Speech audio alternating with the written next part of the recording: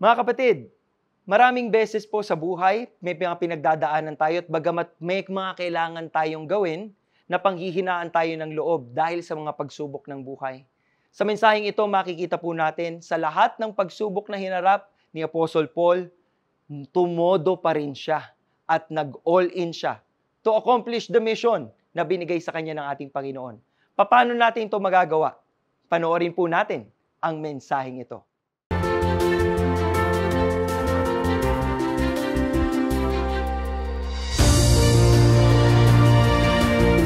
Good day, CCF. My name is George. I was born into a rural family in East Asia and grew up with dreams of studying in a university. As a child, I excelled in my studies and always ranked at the top of my class.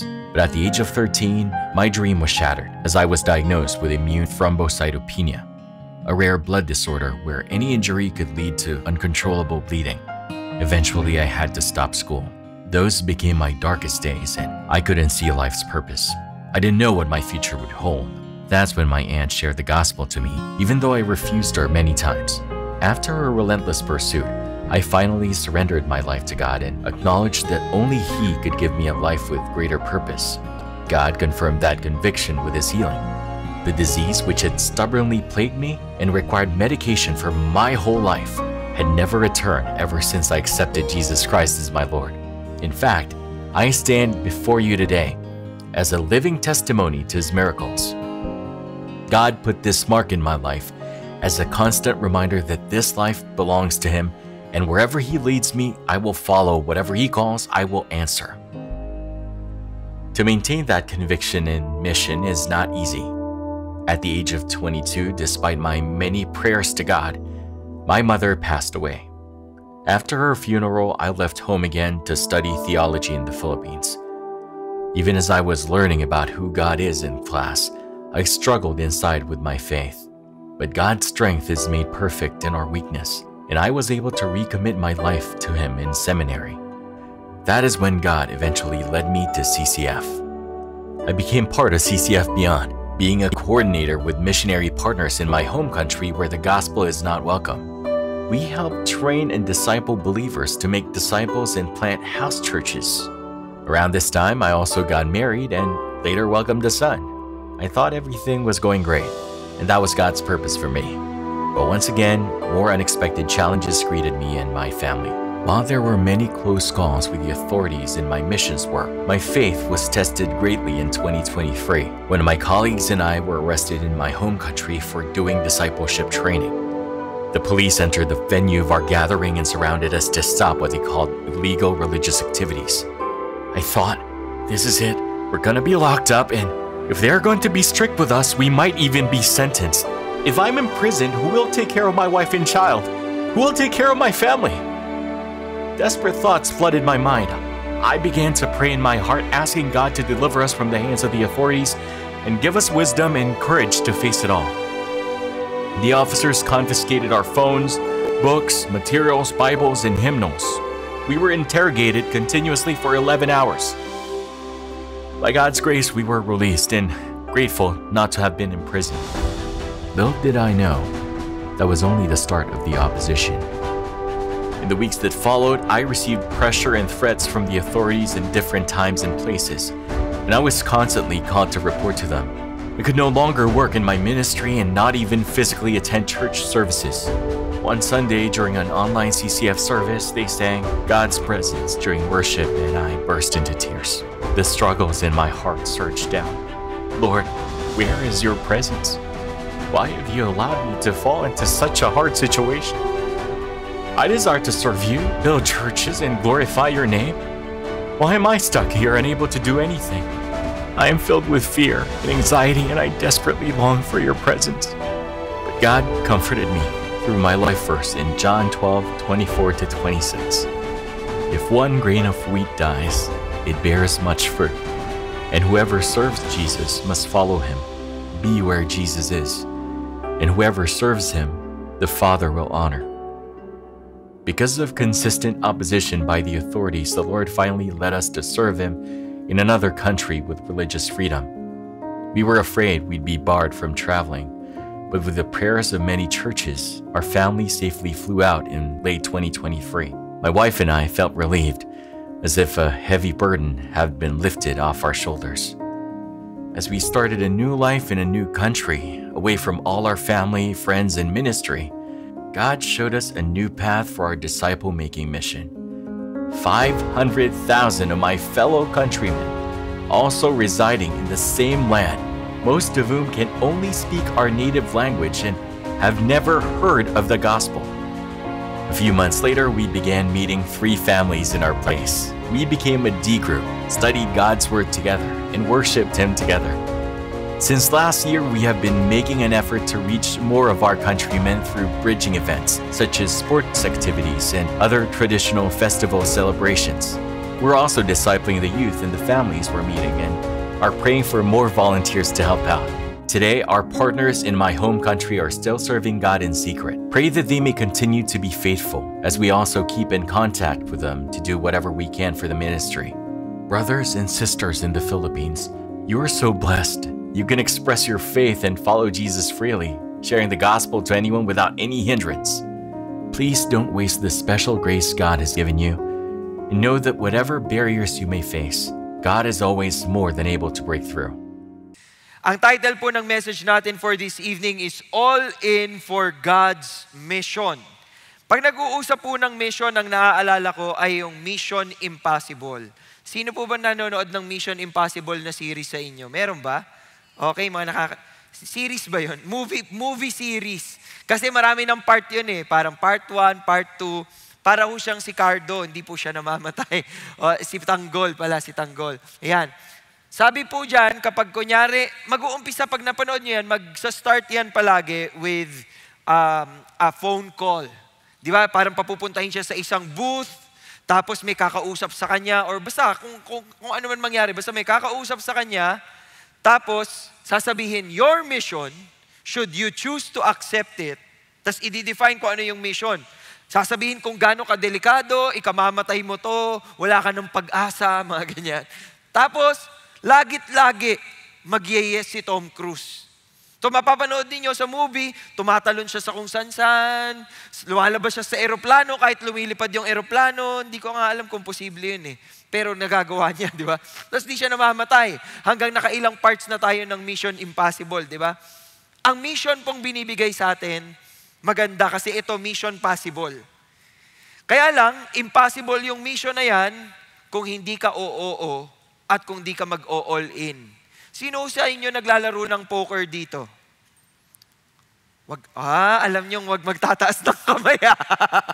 Very good nakikinig Oo. Sa poker po, actually hindi rin ako marunong maglaro ng poker. Narinig ko lang si Pastor Peter kanina sinabi niya. So sasabihin ko lang din ulit. Sa poker po, pwede kayong mag-all in. Napapanood nyo ba yun sa pelikula? Yung mga chip na ganyan. Chip yung tawag doon, di ba? Yung bilog. Pag lahat, papakita mo, confident ka sa baraha ba yun? Hindi ko alam kung ano yun, pero confident ka, ilalagay mo lahat, o all in ka. No? So ang bili natin, mag-all in tayo sa mission ni Lord. Hindi po sa sugal kayo mag-all in. Baka nakikinig kayo ngayon, alam ko na kung saan ako pupunta ngayong gabi. Hindi po kayo pinapupunta sa sugalan. Ang gusto po nating i-embrace natin ay mag-all in tayo sa mission. Parang si Apostle Paul. Si Apostle Paul po nag-all in sa mission na binigay sa kanya. And true enough, second to Jesus, he is the most influential Bible character that you will ever read about because he changed a lot of things. By following Jesus and embracing the mission and going all in sa mission na binigay sa kanya ng Panginoon, he changed the culture, he changed the perception for people, he changed the belief system. Marami ho siyang nabago. At marami po sa mga tinuro niya, sinusunod pa rin natin sa ngayon.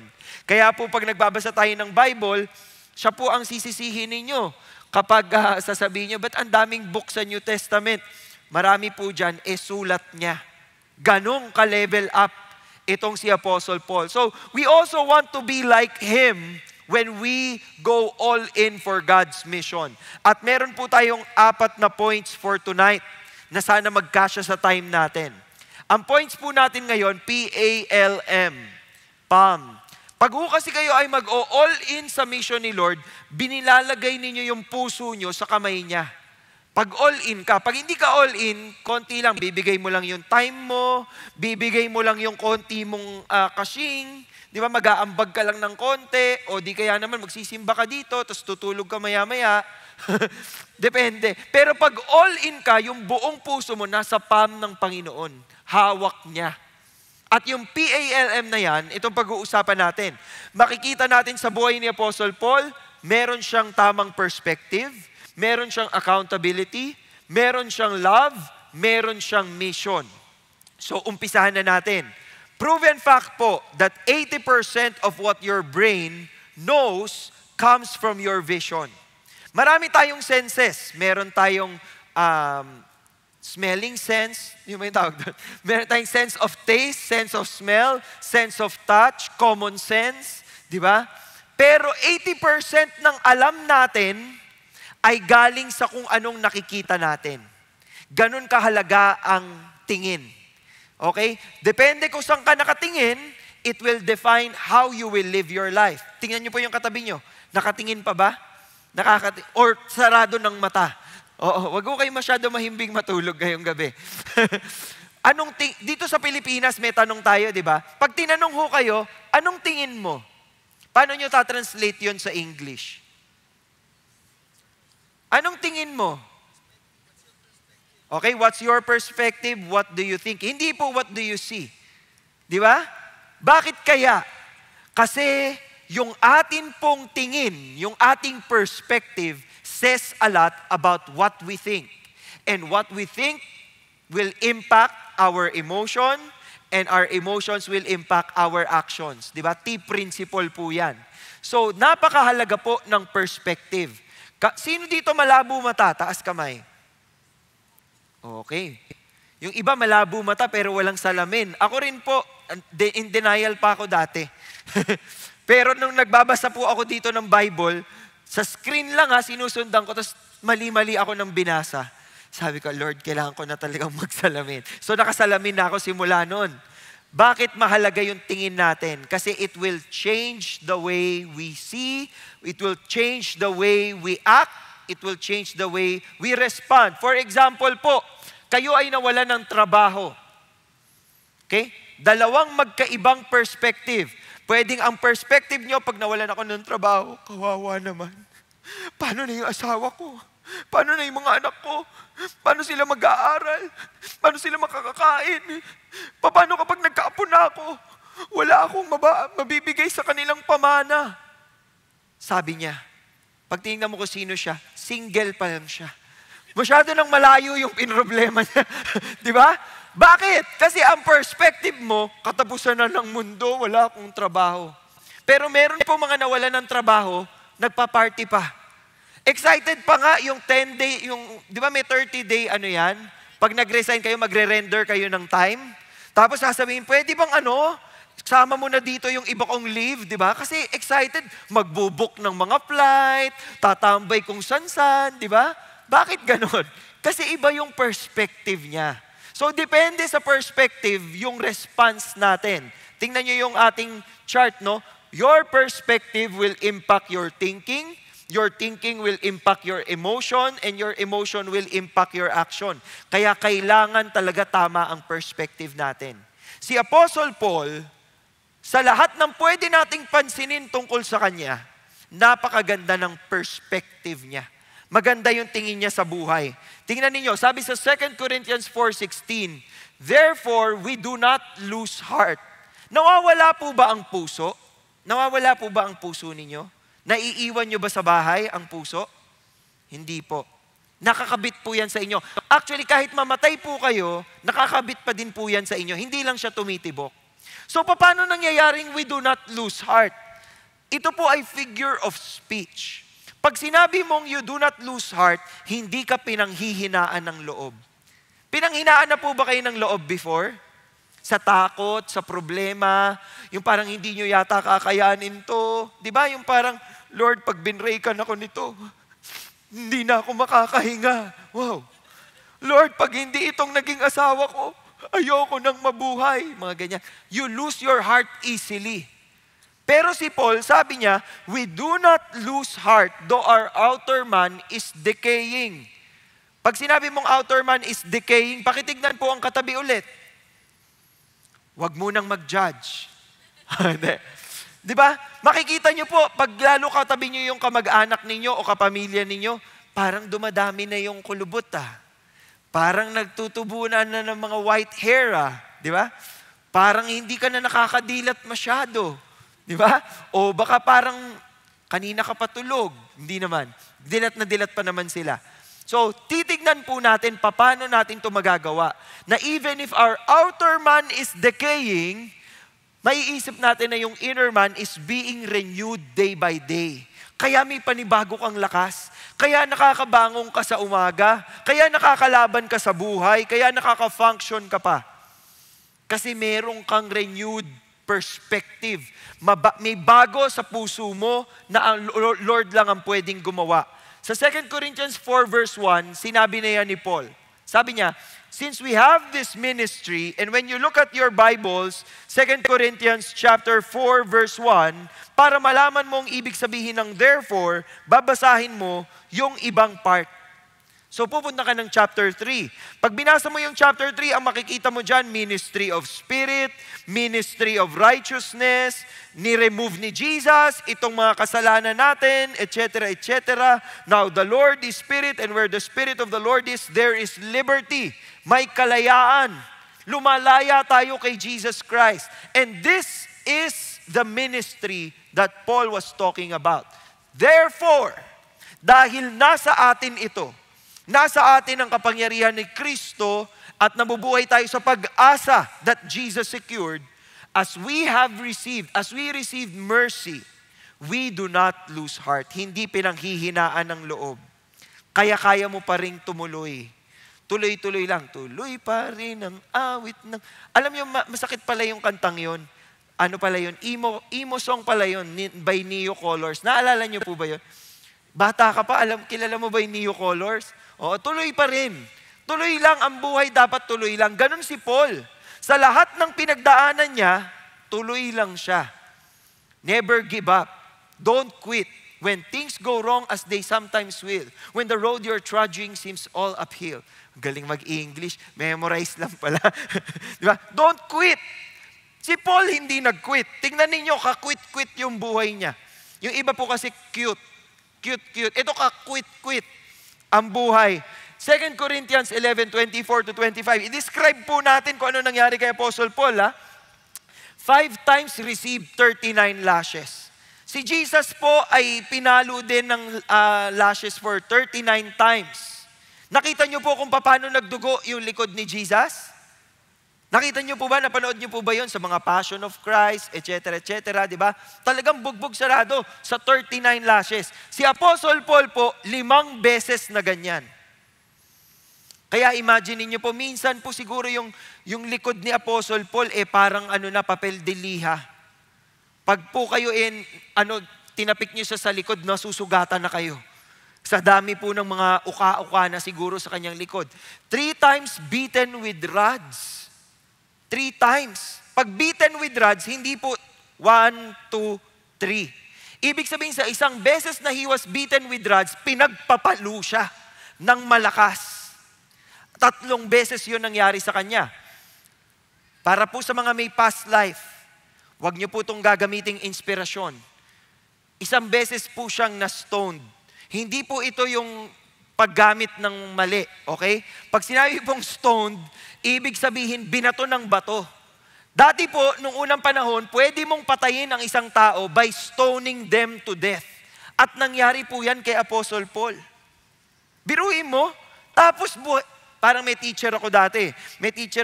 Pinatong niya yung apo niya sa lamesa, tapos naglalaro yung apo niya ng gunting. Naglalaro po. So kami nanonood habang nagki-quiz. Tapos nalaglag yung apo niya. Nalaglag yung apo, sabi nung teacher ko, buhay ka pa. Sabi ko, apo kaya niya talaga yan. Tapos inangat lang niya ulit, okay, buhay pa. Parang ganun din to si Apostle Paul. Sa dami nito, buhay ka pa, na-shipwreck pa 3 beses. Sino na dito na-shipwreck? Wala pa? Okay. Siya na shipwreck 3 beses pa. A night and a day I have spent in the deep. Para po siyang si Adele, rolling in the deep. Di ba? Talagang lugmok na lugmok po ang buhay ni Apostle Paul. Frequent journeys in dangers from rivers, dangers from robbers. Ito masaklap. May danger na siya sa kababayan niya kasi galit yung mga kababayan niya sa kanya. He is a Jew, but he became Christian. So ngayon, lahat ng Jew, galit kay Paul. So ngayon, magmi-minister si Paul sa Gentiles.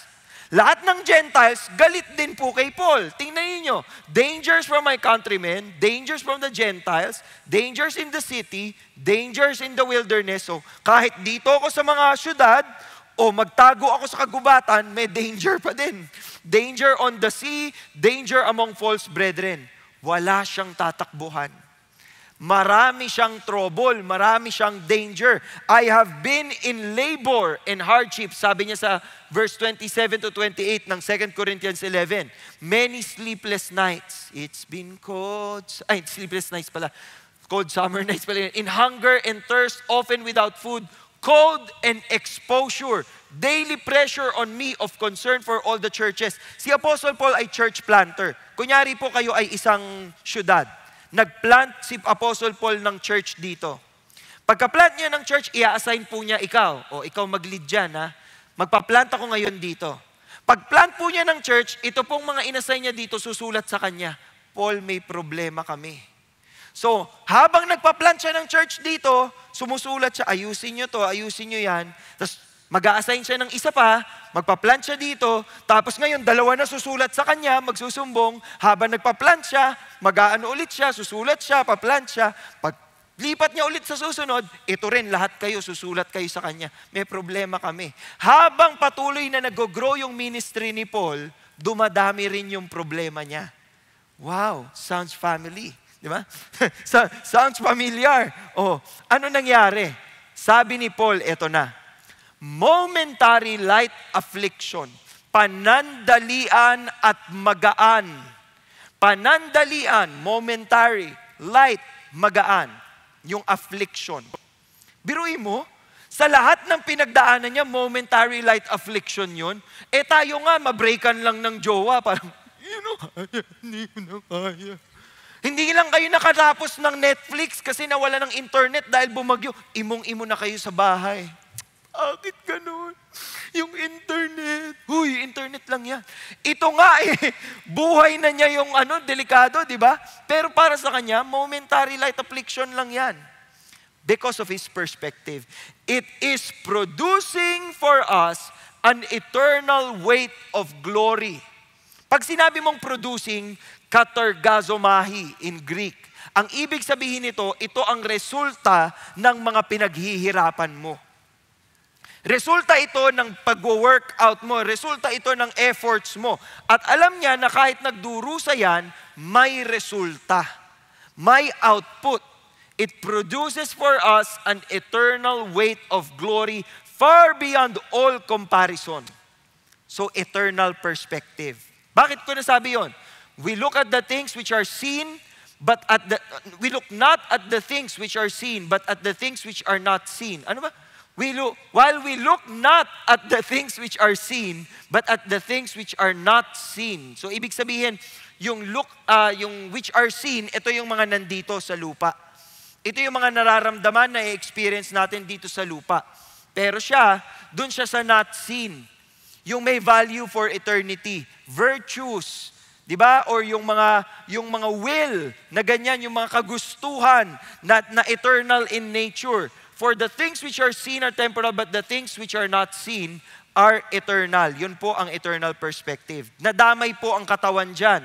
Sabi niya sa chapter 5 verse 1, we know that if the earthly tent which is our house is torn down, yung katawan natin, kapag namatay tayo, mawawala yan, we have a building from God, a house not made with hands, eternal in the heavens. So Paul was looking forward to the glorified body. Ito pong kanyang kalagayan, sugat-sugat, hirap na hirap, aware siya na temporal na katawan nito. So he looks forward to what is ahead. He looks forward to the glorified body. Yun ang napakaganda. For indeed in this house we groan, naghihirap tayo, umaangal tayo. We're longing to be clothed with our dwelling from heaven. In as much, sabi po sa verse 3, as we, having put it on, will not be found naked. Anong ibig sabihin niya dito? Hindi tayo kulang.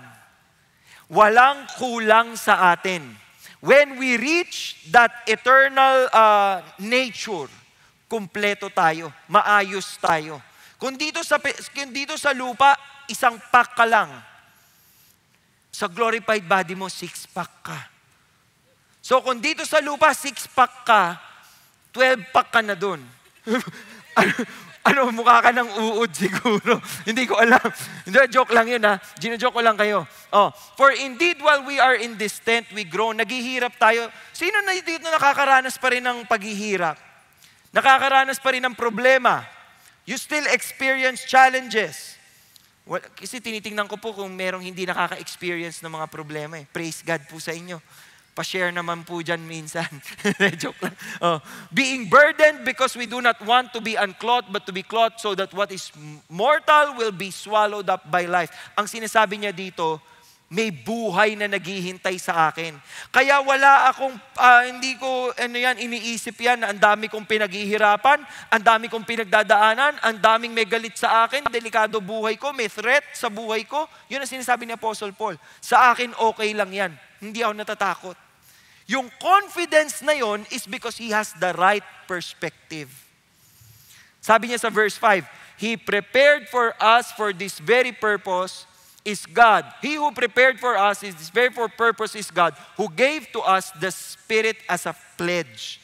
May ibinigay si Jesus sa atin. Sino yon? Yun ang Holy Spirit.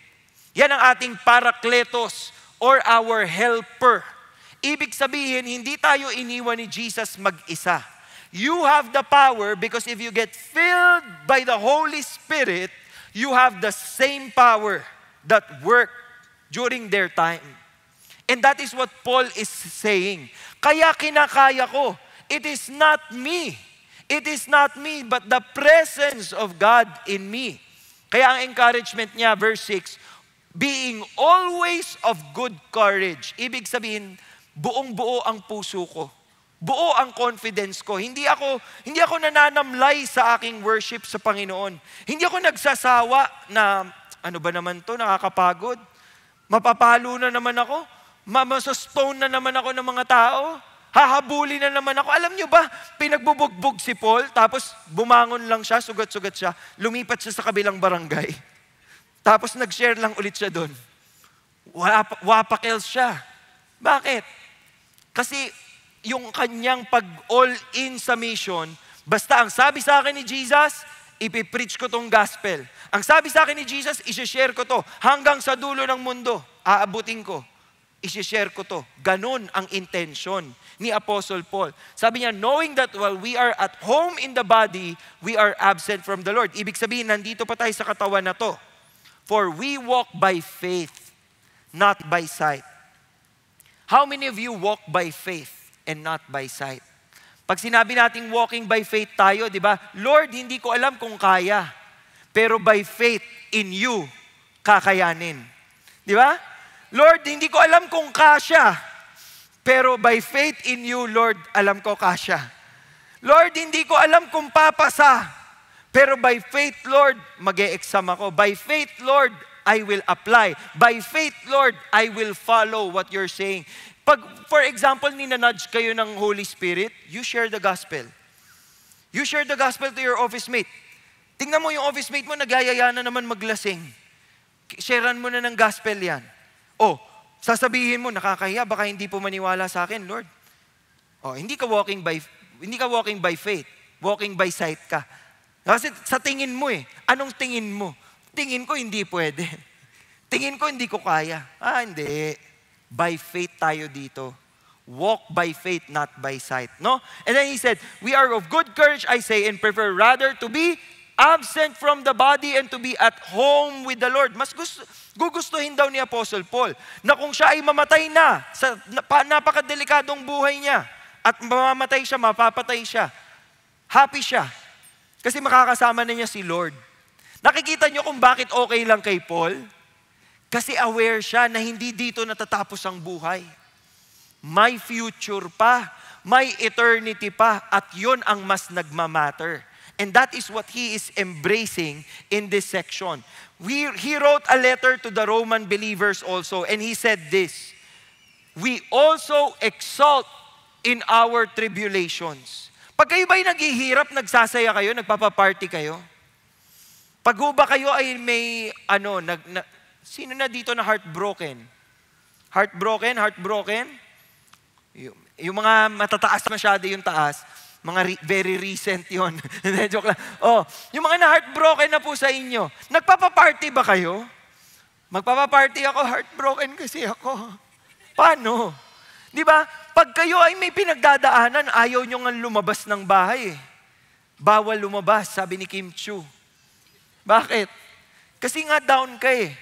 Tingnan nyo si Paul, nagsasaya kami sa aming paghihirap. Bakit? Tribulation brings about perseverance. Natututo akong ibigay pa, itodo pa, i-push pa more. Natututo akong lumaban pa, bumangon pa.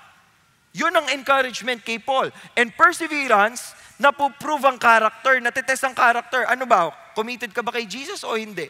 All in ka ba para kay Jesus? Or ano ka lang? From time to time ka lang. Di ba? And proven character, hope. Hope po ang nagpapagana sa atin para patuloy na lumaban sa buhay.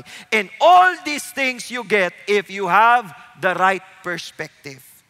The second particular reason kung bakit naka-all-in si Paul is because he is clear about his accountability. Alam niya kung kanino siya accountable. Pag sinabi pong accountability, it is being responsible for your choices, actions, and behavior.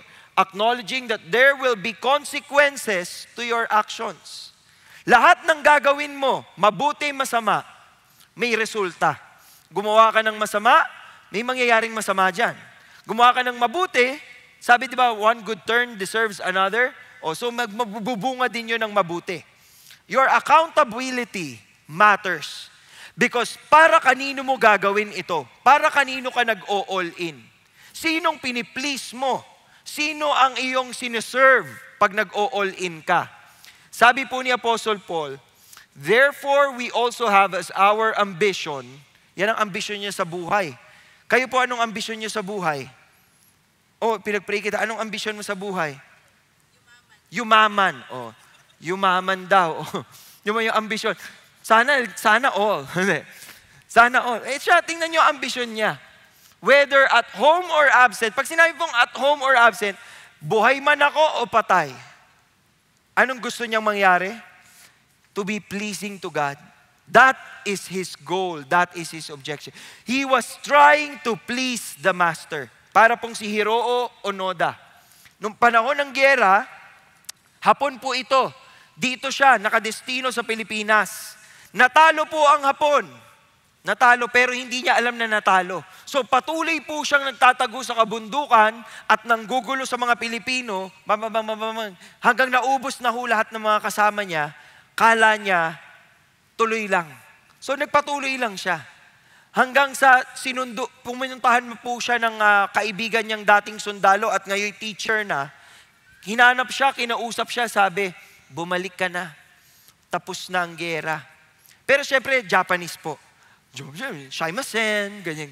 Hindi ako marunong mag-Japanese eh. Pero Japanese po sila nag-uusap. Inano ko na lang, tinranslate ko na lang po. Ano sabi ni Hiroo Onoda? Hindi. Ganyan.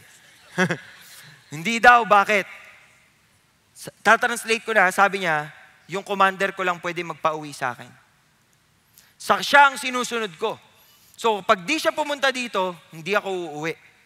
Tutuloy ko ang laban. Wala nang laban. Sabi nung kaklase, pare, ikaw na lang mag-isa. Wala nang laban. Matagal na tayong natalo. Hindi totoo yan. Andito ako para sa misyon.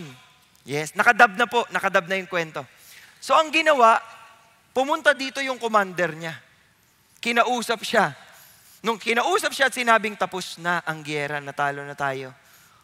Okay, uuwi na ako. Doon lang siya umuwi.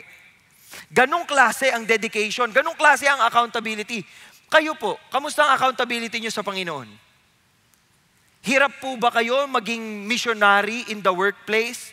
Maging missionary in your family? Hirap po ba kayong bitbitin ng gospel sa mga lugar kung saan kilala nila ang dating kayo? Di ba, ang hirap mag-share ng gospel. Ito mga kainuman mo dati. Baka di sila maniwala sa iyo eh. Di ba? Bakit yan issue sa atin? Kasi nakatingin tayo sa tao. Ang gusto nating i-please tao. Ayoko na, mag-pray ka naman sa family gathering. Kunyari, hindi po Christian yung buong pamilya nyo. Mag-volunteer ka naman. Bago kayo kumain, mag-pray ka. Ay, awkward. Ayoko. Baka sabihin nila, ano sasabihin nila? Magpe-pray ka lang. Ah, nakakahiya, baka sabihin ganito, ganyan. Alam niyo yon, iniisip niyo yung reaksyon ng tao. Si Apostle Paul, hindi. Alam niya, ang accountability niya kay God. So, susunod lang ako. Kung itong pinapagawa ni God, itong gagawin ko. Hindi ako para mag-people please. Hindi ako para gawin ko anong gusto ng ibang tao. Gagawin ko anong gusto ni God na gawin ko. Kaya sinabi po niya, we must all appear before the judgment seat of God. Christ. Huhukumin po tayo. Titimbangin po tayo ano ang ginawa natin so that each one may be recompensed for his deeds in the body according to what he has done, whether good or bad. Bakit ganun? Sasabihin nyo, bakit sinusukat kung anong ginawa? Akala ko ba ang salvation is by grace through faith? Bakit ngayon nagsusukat ng ginagawa? We have to understand this. Totoo po yun. It is by grace you have been saved through faith. Hindi galing sa iyo yan. That not of yourselves, it is the gift of God. Not a result of works, so that no one may boast. Bakit titimbangin? Tingnan mo, sinabi ni Apostle Paul sa 1 Corinthians 3, each man's work will become evident. Bakit tinitignan kung anong gagawin? Kailangan nyo po matandaan. When you come to the faith, when you surrender your life to God, through accepting Jesus as your Lord and Savior, repenting from your sins, kailangang may pagbabagong mangyayari sa buhay mo. At yung pagbabagong yun yung sinasabi dito na works. Ano ang ginagawa mo dahil binago ka ni Lord? Are you doing the mission? Are you doing what God wants you to do? Each man's work will become evident, for the day will show it, because it is to be revealed with fire, and the fire itself will test the quality of each man's work. Yun na. Ite-testing na kung matibay ba talaga yung iyong pundasyon. Sabi po ng verse 14, if any man's work which he has built on it remains, he will receive a reward. May reward. Pero, if it is burned up, he will suffer loss. But he himself will be saved. Ibig sabihin, kung kunyari naging Christian kayo at wala kayong ginawa, hindi ho kayo itatapon sa impyerno. Di ba? Hindi ho kayo pahihirapan. Kaya lang po, tingnan niyo yung pagkakaligtas he himself will be saved, yet so as through fire. Bakit? Kasi pahirapan yung patunay na yun eh. Paano mo mapapatunayan na nag-oo ka kay Jesus? Paano mo mapapatunayan na dedicated ka sa Panginoon? Hindi ba yun sa mga makikitang pagbabago sa buhay mo? Hindi yung mga pagbabagong nagliligtas sa'yo. It is your response to the grace and mercy of God. You're doing it because as a response to God's goodness, ginagawa mo itong mga bagay na to. Yun po ang bilin sa atin. So that is accountability. Pangatlo, love. Sino dito mahilig sa love? Okay. Yung mga nagtaas po, mag-asawa po ba kayo? Okay, very good. Ayan, hello po, si Tita. Love. Love is a powerful object, no? Tingnan ninyo sinabi ni Apostle Paul sa 2 Corinthians 5, for the love of Christ controls us. Ang ibig sabihin po ng control, sa ibang translation, ang salitang yan ay compel. Ito ang nagpupush. So pag inaral niyo pong ibig sabihin itong salitang to, ito po yung nakakapit sa atin. Ito yung nagpupush sa atin. Ito yung nagpapagana sa atin. Ang nagpapagana daw po kay Apostle Paul at sa team niya ay ang love ng Panginoong Hesukristo. Nakakagana ba yun? Na mahal ka ni Jesus, kaya gaganahan ka to go all in for His ministry? Dapat po. No? Sabi dito, having concluded this, that one died for all, therefore all died, and He died for all, so that they who live might no longer live for themselves. Yung pagkabuhay at pagkamatay ni Kristo at muli niyang pagkabuhay ay para tubusin tayong lahat. To take us away from our sins. Because He rose again on their behalf. Ibig sabihin, by Jesus' resurrection, meron tayong access to second chance. Meron tayong access to third chance. Meron tayong access to fourth chance. Bakit? Kasi binayaran ni Jesus yung kailangan bayaran. Pinalaya tayo ni Jesus Christ. Kaya ang glory na pupunta sa Kanya. Di ba? Ang love ng Panginoon, napaka-powerful. Si Pedro po, kilala niyo po si Pedro, si Peter? Si Peter Tanchi. Hindi, joke lang. Si Apostle Peter. Kilala niyo siya? Si Apostle Peter po, anong pinaka-nakakahiyang ginawa ni Apostle Peter? Pinakamaling ginawa. Dininay niya si Jesus. Di ba?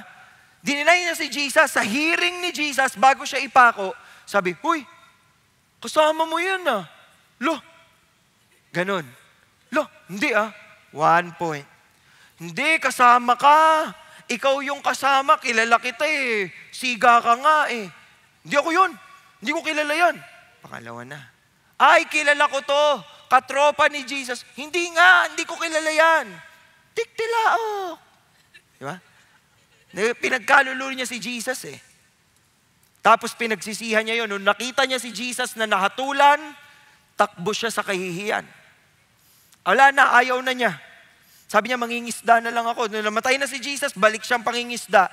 Nabuhay si Jesus muli. Hinanting siya eh. Sinalubong siya sa Galilee. Di ba? Pinakain ng breakfast. Naalala niyo ba yung kwento? Alika, mag-almusal kayo. Ramdamin niyo kung gaano ka-awkward yun para kay Pedro. Ha? Magbe-breakfast kami. Naalala niya, sabi ko, hindi ko siya kilala. Siguro habang nagkakamay siya, parang, ako nakakahiya naman. Tapos anong ginawa ni Jesus? Tinanong, Simon, son of John, do you love me more than this? Mahal mo ba ako talaga? Sabi ni Peter, opo. Hindi pa natapos si Jesus doon. Nagtanong pa ulit, second time, do you love me? Siguro yung subo ni Peter, parang, mahal po kita. Tapos nakasmile si Jesus sa kanya. Peter, Simon, son of John, do you love me? Siguro po yung puso ni Peter umiiyak na. Alam mo yun? Kasi 3 beses niya sinabi, hindi ko yung kilala. Tapos 3 beses din hiningi ng Panginoon sa kanya yung sagot. Do you love me? Siguro yung puntong yun, iyak na iyak. Oh Jesus, sorry na. Alam niyo ginawa? Pinatawad. At dahil minahal siya ng Panginoon at pinatawad, grabe ang naging ministry ni Peter. Siya ang nag-lead doon sa mga disciples nung nawala si Jesus. Nung nag-ascend na si Jesus. Ganun ang kapangyarihan ng pag-ibig. What will you do for love? Ano pong gagawin ninyo para sa pag-ibig? Sabi po nung isang kanta, paus na ako babasahin ko lang ha. I will cross the ocean for you. I will go and bring you the moon. Buwan pang pinangako mo ha. I will be your hero, your strength, anything you need. I will be the sun in your sky. I will light your way for all time. Promise you, for you I will. Diba? Dami mong pinangako dyan, kaya mo ba yung gawin? O baka ayaw nyo ng English, gusto nyo Tagalog. Sabi ni Regine, pangako, hindi kita iiwan. Pangako, di ko pababayaan. Pangako, hindi ka na mag-iisa. Pangakong magmula ngayon, tayong dalawa ang magkasama. Sa mga mag-asawa po dito, iniiwan nyo na bang asawa nyo paminsan? O nung kumakanta-kanta pa po kayo nung kasal nyo, pangako, hindi kita Honey, alis lang ako ha. May lakad kami. Oh, hindi mo nagawa yung pangako mo. Di ba? Oh, eto pa. Ito mga kanta ng mga po ito, desperado na po talaga to. Si Ma'am Rosel Nava po ang may pakanan nito. Dahil mahal na mahal kita, gagawin ko ang lahat. Pangako mo lang, di ako iiwan. Medyo desperado na mo. Lahat na gagawin ko. Magugas ako ng pinggan. Ano pa?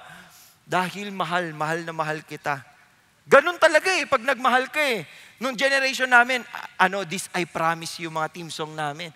I will take you in my arms, hold you right where you belong till the day my life is through. This I promise you. Anong kanta nyo para sa pag-ibig? Anong mga naipangako nyo para sa pag-ibig? Anong kaya nyong gawin para sa pag-ibig? Nung naliligaw kayo, mga lalaki, nung naliligaw po kayo kay Mrs. dati, ilang mga pagkain ang hindi nyo kinain para may panlibre ka sa date? Di ba? Mga ma'am, ilang beses po kayong nagpatong ng make-up para kayo pa rin ang pinakamaganda sa tingin ni mister. Ano ang kaya nyong gawin para sa pag-ibig? Kung mahal na mahal nyo ang tao, gagawin nyo lahat. Di ba? O ngayon, gawin nating tungkol kay God. Anong gagawin nyo dahil sa pag-ibig ng Panginoon? What can you give? Because Jesus gave His all. Yung magsimba nga lang parang, umuulan. Sige, live stream na lang ako. Pero, kapag concert ng K-pop, pag concert ng sino mang singer, kahit umulan, bumagyo. Di ba? Magka-camping ka pa doon sa concert. Tapos may picture ka pa. Di ba? Gagawin mo yung talaga pag passionate ka about it, gagawin mo lahat Ngayon, pag si Jesus ang may gustong ipagawa, doon pa ba tayo magdadamot? Doon pa ba tayo magsasabing, chill lang ako. Ako yung Christian na sa service, nakataas kamay, pero sa bahay, normal lang ako. Baka nga hindi pa halata na Christian ako Bakit po ganun? Bakit sa church lang tayo nakikitang Christian? Alam niyo ang tunay na pag-ibig gagawin ng lahat, katulad nito. Si Dr. Kumar na lang. Ito na lang ang gagamitin nating pangalan niya. Si Dr. Kumar po, may minahal siyang isang tao, si Charlotte. Hirap din ang apelido niya, so Charlotte na lang siya. Ito po si Charlotte. Nagkita po sila sa India, kaya lang kinailangan na pong bumalik nito ni Charlotte papunta sa Sweden. So nagkalayo po sila. Kaya lang po, itong si hindi joke. Si Kumar, mahal na mahal niya talaga si Charlotte. Alam niyo yung ginawa ni Kumar? Bumili ng bisikleta. Magbabike ako hanggang Sweden. So galing India po, nagbisikleta po siya. Iisipin niyo kung gaano kalayo mula India. Dadaan ka ng Pakistan, Afghanistan, ng kung ano-ano pang Iraq, etc. Hanggang makarating ka ng Europa, nagbike po siya. Sabi nga po kanina, anong report dito? Nagbike po siya 70 kilometers per day. 70 kilometers per day. Starting January 1977 po, nagbike siya mula India hanggang Sweden.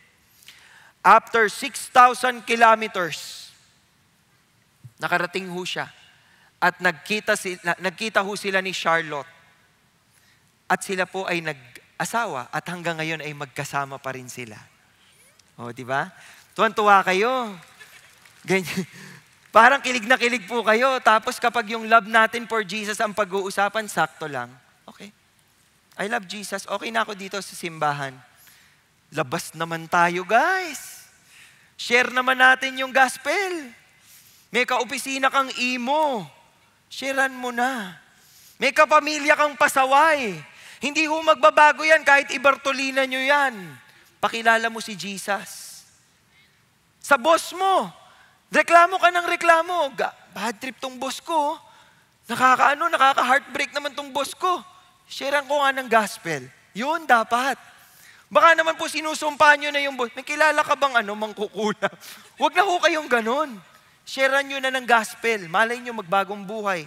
Kung di naman po nagbagong buhay, at least nakapag-share po kayo ng gospel. Malay nyo na nakaplant kayo ng buto. Yung butong yun, tutubo yun someday. Pag nagkaroon na siya ng pagsubok, maaalala ka niya, sasabihin niya, naalala mo, kinausap mo ako tungkol kay Jesus? Mag-usap ulit tayo. Eto na. I-close mo na yung deal. I-close mo na yung mission. Gawin natin lahat out of love. Yung love na yan ay si Jesus ang nagbibigay. Kaya kaya natin gawin because He loved us so much. It is because of the love of Christ that we are able to go all in for God. Kung hindi niya tayo minahal sa kabila ng kamalian natin, magdadamot tayo. Ano bang pakialam ko dyan? Di ba? Ano bang, bakit mo pa ako nire-require dyan? Pero dahil alam mo kung saan ka pinulot ng Panginoon. Alam mo kung gaano kasira ang buhay mo bago ka tumawag kay Lord. O baka ngayon sira ang buhay mo. Sinasabi ko sa iyo, kayang baguhin ni Lord yan. Pero dapat wag mong sayangin yung pagmamahal na yon. Kadalasan ngayon ng mga tao, sinasayang ang pagmamahal. Minahal ka na nga, magmamahal ka pa ng iba. Wow. Wag mong sayangin yung pagmamahal. Kung binigay sa iyo ng todo, tumodo ka rin. Kung binigay sa iyo ng todo ni Jesus, itodo mo rin para sa Kanya. Nakatodo ba tayo for the Lord? Okay, konti lang po nakatodo. Bakit ganyan kayo? Yan, ganyan. Huli po nating punto, mission. Ano ba ang mission? Ano bang mission natin? Sinabi po sa 2 Corinthians 5:17, if anyone is in Christ, he is a new creature. The old things passed away, behold, new things have come. Pag kayo ay nabuhay as a new creation, kinakalimutan niyo yung past. Kinakalimutan niyo yung mga pagkakamali noon. Tinatalikuran niyo na yung mga bagay na mali, na sinabi sa Biblia mali, at sinabi ng mga D-group leader mo mali, sinabi ng magulang mo mali, sinabi ng batas mali, tinatalikuran yun. Hindi ho pwedeng ganun pa rin ang buhay natin at hindi tayo nagbabago. Malinaw? Am I clear? There has to be, if you really are in Christ, you have to be a new creation. Benepisyo ho yan. Pag tayo nakasuko kay Jesus, kaya niyang baguhin ang takbo ng buhay natin. Kaya niyang baguhin ang takbo ng kwento ng buhay mo. But you need to surrender to Him. And you need to follow Him. Diba? Then Paul says, now all these things are from God. Lahat ito ang nag-umpisa ang Diyos. He reconciled us to Himself. Siya ang nagbalik sa atin, sa Kanya. Yung reconcile, pag pinagbabati po yung mga magkakaaway, yung nag-reconcile na po ba kayo ng mga kaaway ninyo? Naranasan nyo na ba yon? Yung sinong unang magsusorry, sinong unang magte-text, sa mga mag-asawa po. Di ba pag nag-away kayo, sigawan kayo, no choice kayo eh. Nasa iisang bahay kayo eh. So walang kibuan. Tapos hindi kayo nagpapansinan, nagdadabugan po kayo. Kutsara, tinidor. Kala mo may kinakatay na di ba? Paano kayo magbabate? May isang magbibigay eh. Di ba? May isang maglalambing, yung kunyari, dadaan lang yung kamay sa likod. Di ba? Tetestingin mo muna eh. Tapos pag nag-react ka, hindi pa pwede. Mamaya ulit. Maya. Han, gusto mo ba ng tubig? Ilayo mo yan sa akin, bubuhos kayo sa mukha mo. Hindi pa pwede. Di ba? Tapos gagawin mo lahat ng pwede. Kasi gusto mo ma-reconcile kayo, gusto mo magkabati kayo. Alam mo, ginawa ng Panginoon. Lahat ng pwede. Nagbigay siya ng propeta, nagbigay siya ng instruction, nagbigay siya ng law, pasaway pa rin ang tao. So He had to give the ultimate sacrifice, which is Jesus Christ. He gave His one and only Son para mabalik tayo sa Kanya, to reconcile us to Himself through Christ and gave us the ministry of reconciliation. Ngayon kung kayo po ay nakipagbati na kay Lord at tinanggap niyo ang Panginoong Jesucristo as your Lord and Savior, tungkulin mo ngayon. He gave you the ministry of reconciliation. Makikipag-usap ka ngayon sa ibang tao. Yung ibang naliligaw pa, yung ibang hindi pa siya kilala, pakilala mo kay Jesus. Kaya Missions Month po ngayon sa CCF. At bagamat po may mga misyon tayo sa Pilipinas at sa mga barangay at sa mga probinsya, ngayon pong Missions Month, ang focus natin ay go into all the nations. Kaya tayo nagpapadala ng mga misyonaryo sa iba't ibang lugar para maabot sila ng gospel ng Panginoon. Pero hindi ho sila maaabot yung mga pamilya nyo, hindi ho maaabot ng gospel kung hindi nakikita ang gospel sa inyo. Ano ba yung gospel? Namely, that God was in Christ, reconciling the world to Himself, not counting their trespasses against them, and He has committed us the word of reconciliation. Paano? He called us ambassadors of Christ. If you committed your life to Jesus, repented of your sins, and accepted Him as Lord and Savior, you are an ambassador. Ambassador ka. Representative ka ni Jesus. So dapat wala kang gagawin kahit ano that will really pollute people's minds about Christians. Titinuan mo sa trabaho, gagalingan mo sa trabaho, hindi ka magpapalate, magiging good example ka, hindi magiging mainit ang ulo mo, magiging mapagpatawad ka sa bahay pag nagalit ka sa asawa mo. Honey, kanina pa ako naiirita. Hirap na akong magpigil. Ganon ka na ngayon. Kasi ibang tao ka na eh. Naku, pag ginawa niyo po yan sa mister niyo, ma'am, naku, sabihin niya talaga, ibang tao ka na. Di ba? Hindi ko naman sinasabi, ma'am, na ganon po kayo, pero malay. Parang si sir po masaya. Joke lang. Tayo po ay ambassadors of Christ as though God were making an appeal through us. Kaya kinausap ni Paul yung mga Corinthians, we beg you on behalf of Christ, be reconciled to God.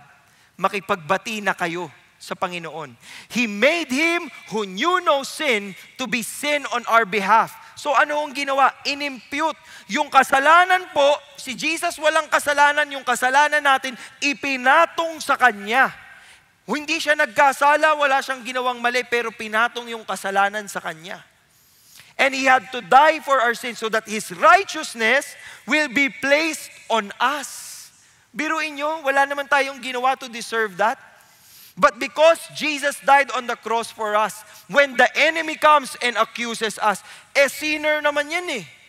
Ginawa naman niya to eh. Ito naman yung mali niya eh. Because Jesus paid the price, Jesus will say, I redeemed him. I redeemed her. Tinubos ko na siya.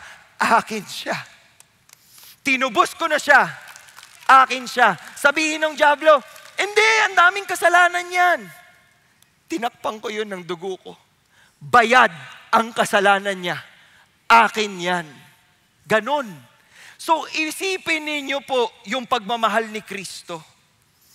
Allow that to really impact your heart so that you will embrace the mission. So that you will go all in for the mission.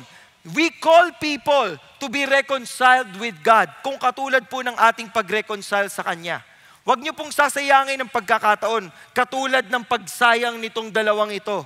Si Kublai Khan po ang namumuno sa isang empire, no? Sa Mongolian Empire po yan, malawak po yan, China, pati ibang parte ng Asia, kanya.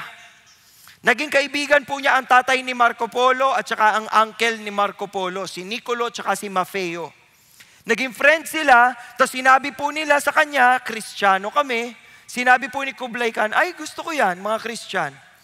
Pwede ba kayong magpadala ng 100 na missionary dito sa amin? Gawin yung Kristyan itong empire ko. Gusto ko yan, gusto ko yung paniwala ninyo. O sige po, so itong dalawang polo, bumalik. Bumalik po sa Roma, kinausap po ang Pope at sinabi may opportunity tayo to share Jesus doon sa napakalaking empire sa Asia. Ang sabi nung Pope, o sige magpadala kayo ng 2 pare. 2, ilan po hinihingi? 100. Ilan ang pinadala? 2. So yung 2 po, nag-travel. Napadaan sa gera. Okay? May gera. Uwi na tayo. Umuwi. Walang nakarating. Ano nangyari po dito sa empire ni Kublai Khan?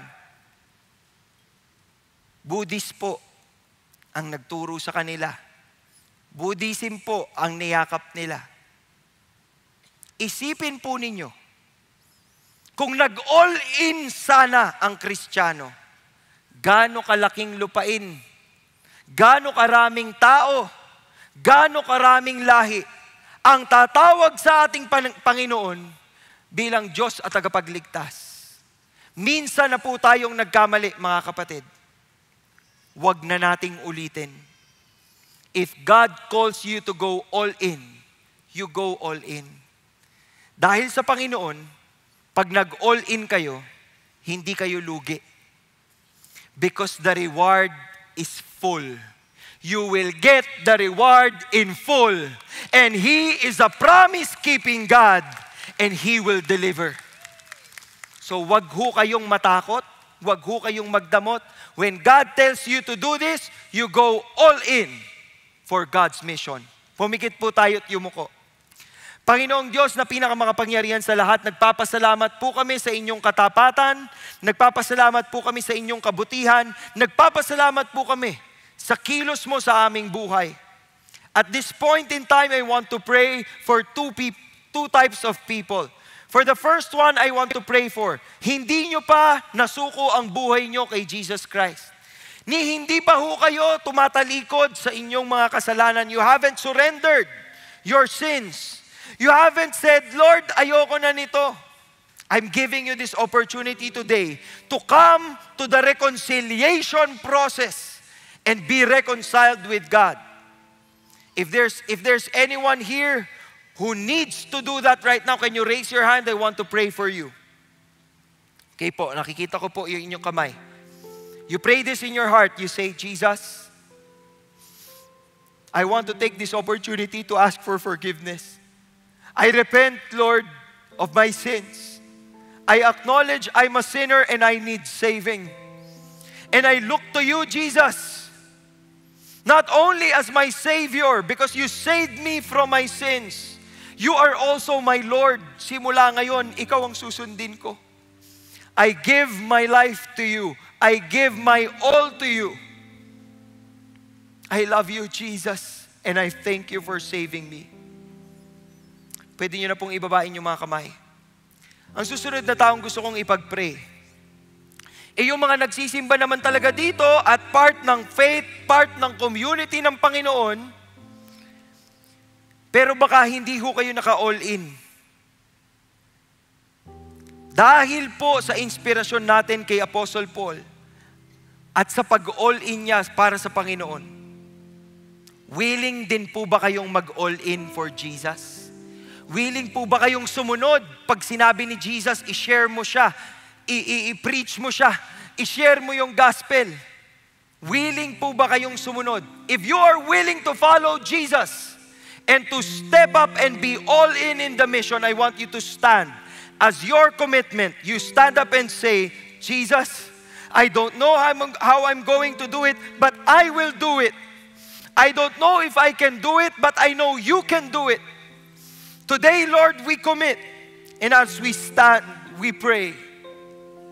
Will you let us carry the hope, carry the love, carry the gospel wherever we go?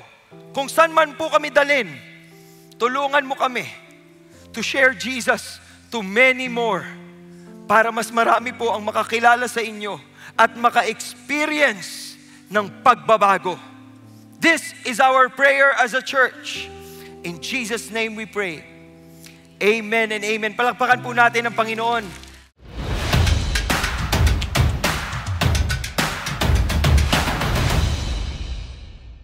Magandang araw, CCF family. Welcome to Sunday Fast Track, where you ask real-life questions and we give you biblical truths. Ako po si Patrick Estacio mula sa Big Singles Ministry at kasama po natin ang ating butihing speaker na si Pastor Paul De Vera upang sagutin ang inyong mga katanungan.